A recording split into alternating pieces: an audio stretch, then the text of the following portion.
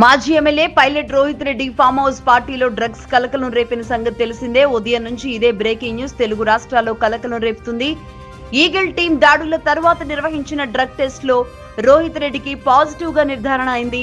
అతడితో పాటుగా సోదరుడు రితేష్, నమిద్, కౌశిక్, అర్జున్లకు పాజిటివ్ వచ్చినట్టుగా తెలుస్తుంది. ఏలూరు ఎంపీ పుట్ట మహేష్ కు నెగిటివ్ వచ్చింది మొదట్లో, కానీ యూరిన్ టెస్ట్ లో అది కూడా పాజిటివ్ గా దాదాపుగా కన్ఫర్మ్ అయింది.